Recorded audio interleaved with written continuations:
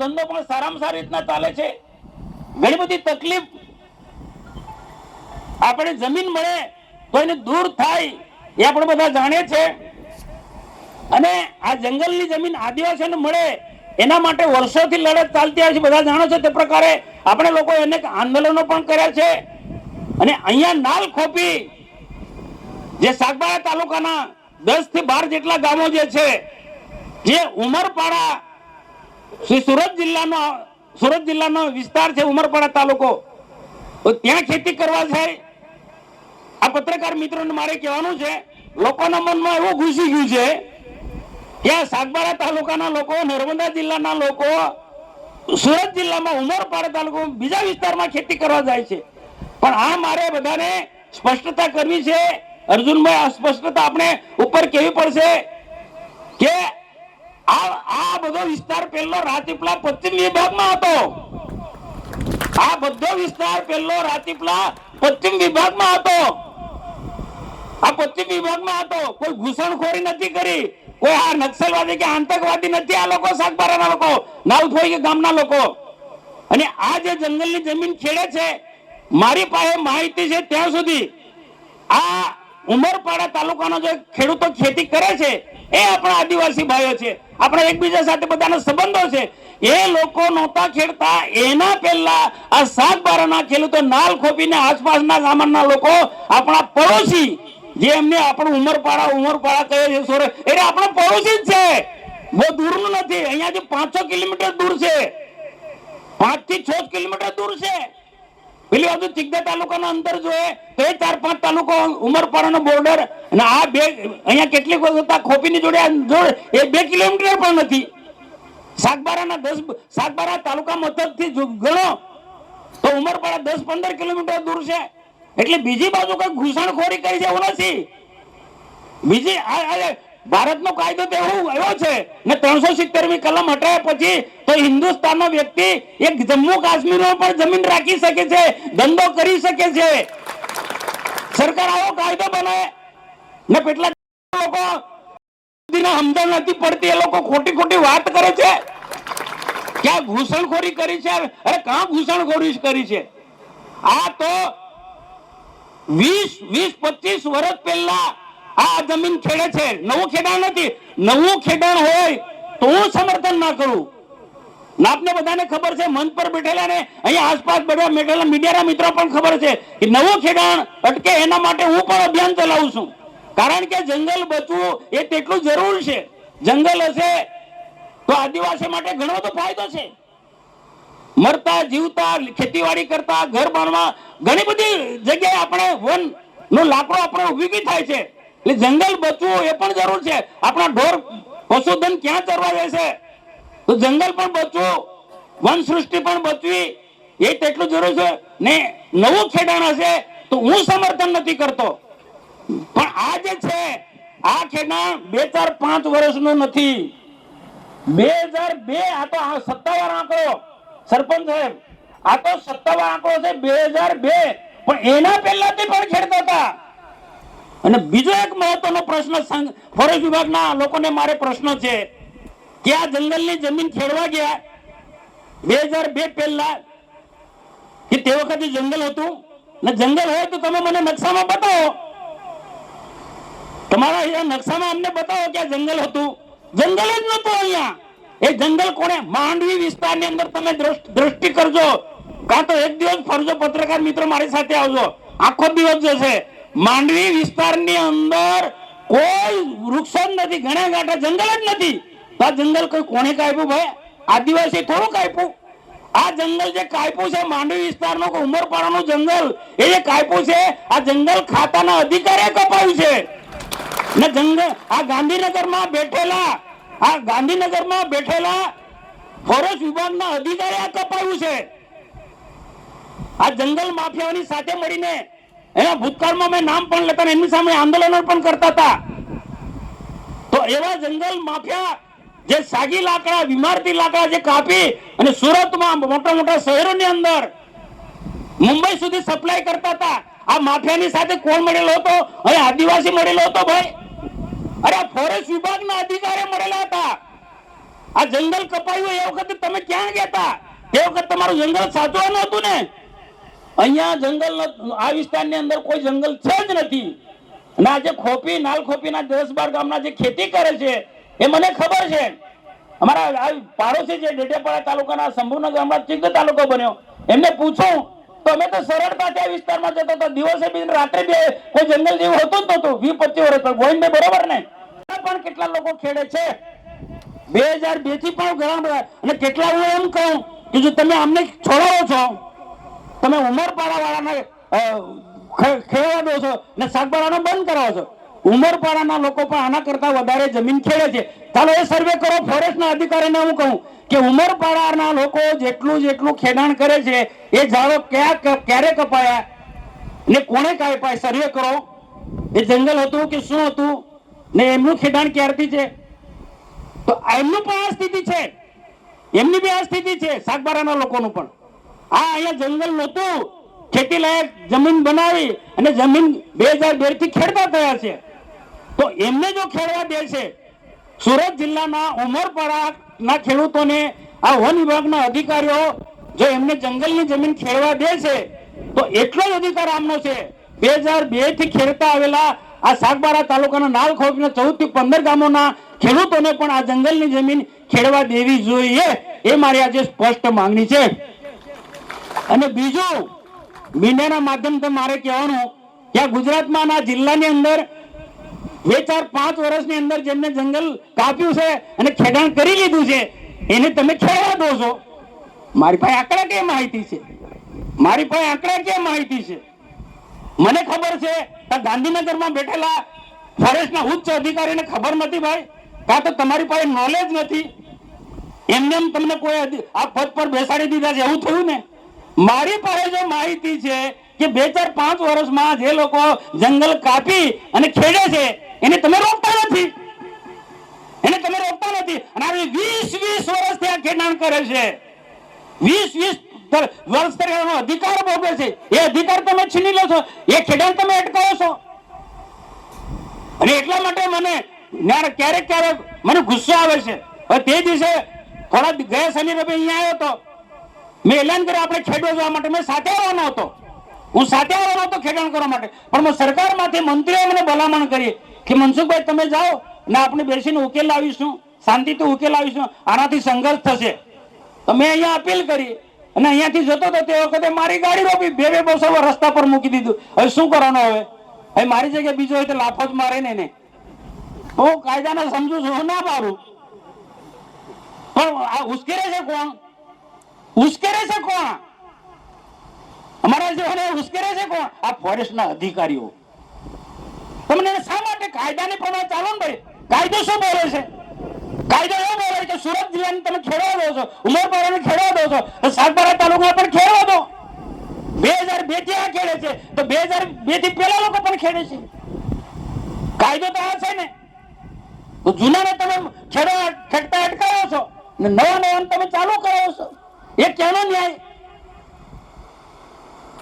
જૂના તમે કોણ આ જંગલ કાપી અને ખેડાણ થાય છે એ કોના આશીર્વાદથી? ફોરેસ્ટ વિભાગના આશીર્વાદથી જંગલો કપાય છે અને નવું ખેડાણ થાય છે, એ ફોરેસ્ટના આશીર્વાદથી જ.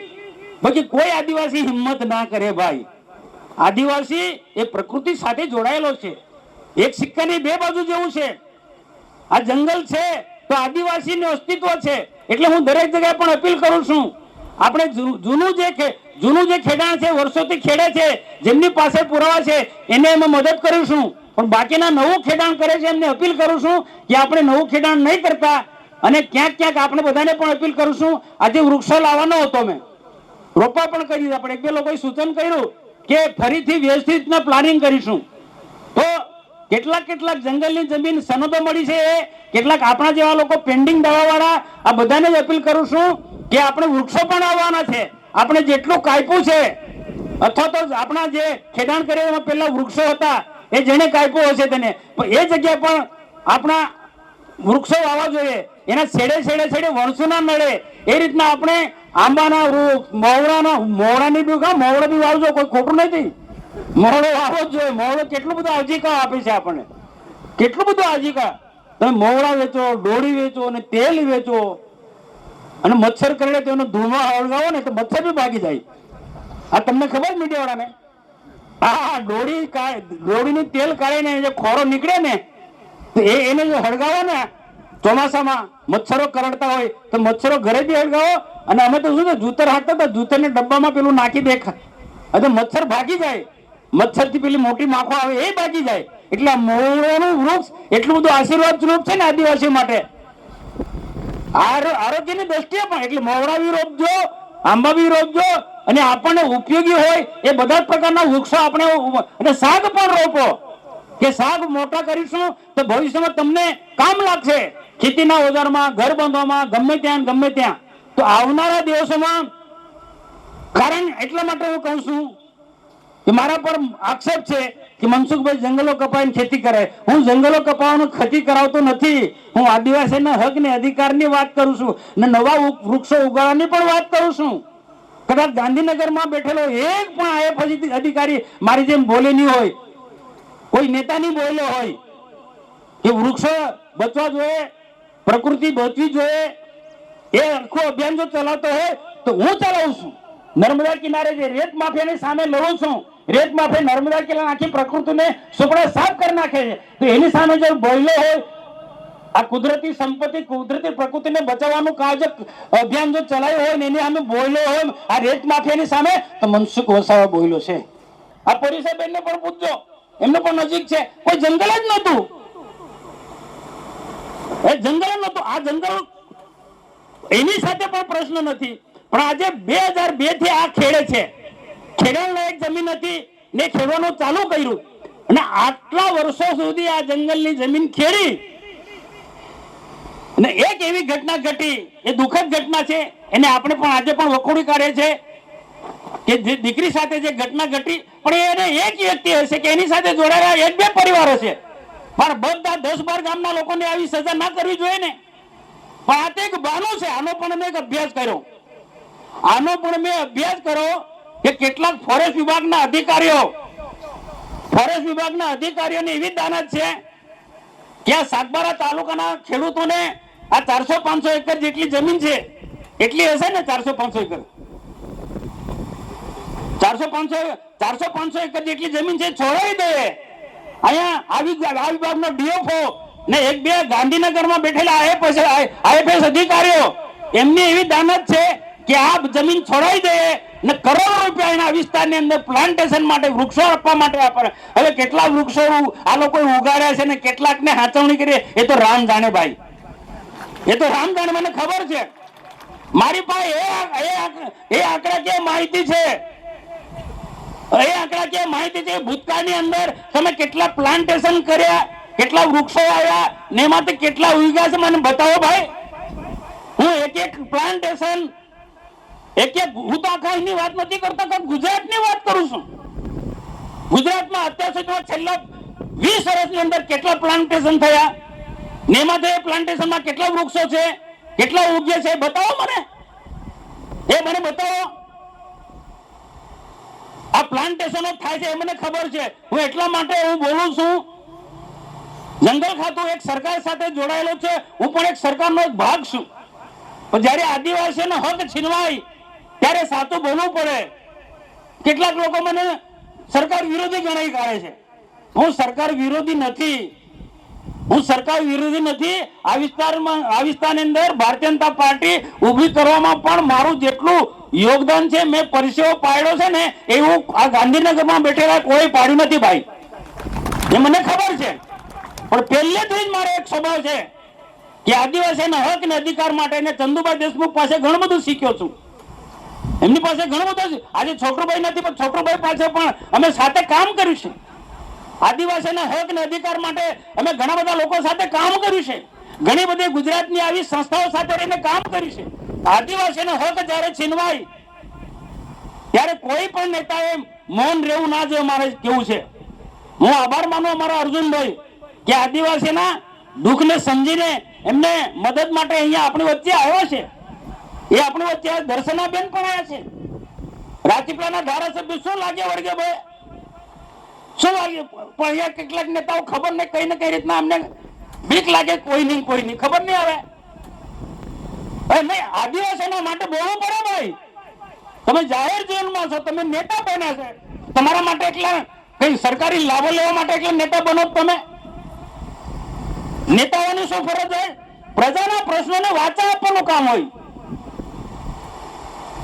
ગામનો સરપંચ કોને કહેવાય? ગામના પ્રશ્નોને ઉકેલવાનો, ગામના પ્રશ્નો સમસ્યા હોય તો આટલા વિસ્તારનો આ સમસ્યા છે. સાગબારા તાલુકામાં 14 જેટલા ગામો છે. આ પ્રશ્નો ઉકેલવાની બધાની જવાબદારી છે ને ભાઈ, બધાની જવાબદારી છે. હું કોઈનું નામ નથી લેતો, પણ જનરલી જે બધાને હું કહું છું ભાઈ, જે પણ બધા નર્મદા જિલ્લાના હોય કે સુરત જિલ્લાના હોય, બધા જે પણ જેને લાગુ પડતો હોય બધા લોકોને હું કહું છું, આ આદિવાસીનો પ્રશ્ન છે ને આ આદિવાસીના પ્રશ્ન એ ઉકેલવાની એ આદિવાસી નેતાઓની વિશેષ જવાબદારી છે. હું ફરી પણ સ્પષ્ટતા કહું છું, આ નવું ખેડાણ નથી ભાઈ. આ જે જંગલની જમીન ખેડે છે એ નવું ખેડાણ નથી.